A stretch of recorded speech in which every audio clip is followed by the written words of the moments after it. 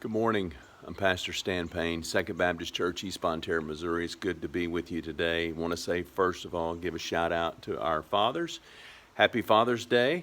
I hope today is a good day for you. And, I was just reading very quickly this morning about, honor your father and your mother and your parents. And it's not just talking about, those pre-adult children, kids, teens, honoring their parents, but also as adults, honoring our parents.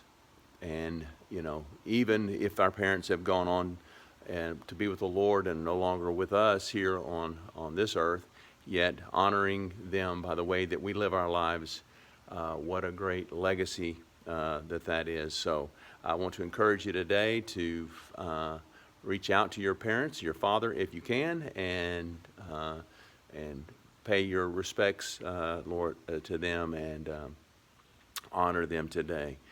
I just want to give you just a brief word today. It comes from Psalm chapter 27, verse 14. Actually, there's many verses, but the verse, Psalm 27:14, it says, "Wait on the Lord, be strong and take heart. Yes, wait on the Lord." Over the last 3 weeks, a month, whatever, this subject has come back up to me many, many times daily. And I believe it's the Lord. God has shown me a few things personally. I'm not going to share those with you, but some things that He has shown me about this verse and of this whole idea of waiting. And I would say to you, unless you're some weirdo, most people don't like to wait. It's just kind of rubs the grain. It goes against everything. We don't want to wait. We want something. We want it now. We ask for something. We want it now. We don't like waiting. We don't like going. We don't like waiting in line. We don't like waiting, at the cash register. We don't like waiting in the doctor's office. We don't like waiting. And then yet we read over and over and over again in Scripture this whole idea about waiting on the Lord. And, I have to be honest with you. Sometimes when I think about this, it seems like waiting means I'm just standing around twiddling my thumbs, just waiting on God to act, waiting for the sky to open. And, it's just kind of a passive thing. And yet, as I dug a little bit deeper into that idea of waiting, I found that and was reminded that that's not it. It may be an element of just waiting, but by and large, that is not what the psalmist was talking about. And, you get over into Isaiah when it talks about those that wait upon the Lord will renew their strength. They will mount up with wings like the eagles. They will run and not grow weary. They will walk and not faint. So what does it mean? What does wait? What is He saying to us? What is the Scripture saying to us? Well, in the Hebrew word for wait meant to intertwine. It meant to braid or to plait. And yesterday was prom day for the kids, and Haley, she went and got her hair fixed, and she looked beautiful, by the way. But anyway, she fixed her hair, and a portion of her hair was braided. Her hair was intertwined. And you think about, on the contrary, on the flip side of that, when your hair is not braided, and it just all kind of flows freely, all the strands of the hair just kind of flow freely. It kind of blows with the wind.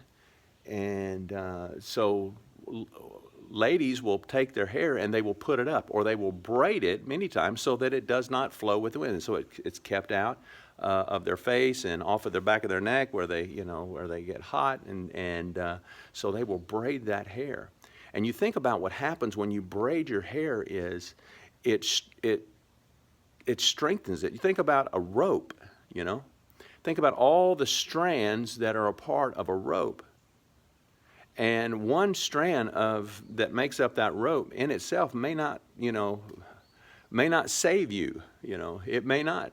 it may break easily. But yet when you take that rope or those strands of string and you intertwine them and you put them all together, now you have something. Now you have something. And as I thought about that, this idea of waiting, really what it is us intertwining our life with the Lord, with God. Maybe that's the reason why many times we snap so easily, is because we don't have, our life is not intertwined with the Lord. And so when the pressure, when our rope, as it were, begins to get stretched, it comes under stress, we break. We faint. We get weary. We get tired. We get exhausted. But when we are intertwined with the Lord, and just think right off the hand, those things, those strands of our spiritual rope, being in His Word, praying, listening to Him, and I think being around and with God's people is one of those strands as well.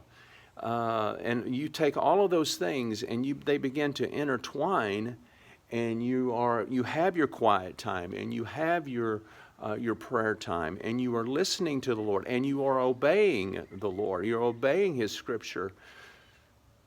Wait on the Lord. Be strong. Be courageous. Yes, wait on the Lord. And those that do, they're going to mount up with wings like eagles. They're going to walk and not faint. They're going to run and not grow weary, and so on and so forth. We're going to see those things in our lives. So my challenge to you today is to wait on the Lord. And what does that mean?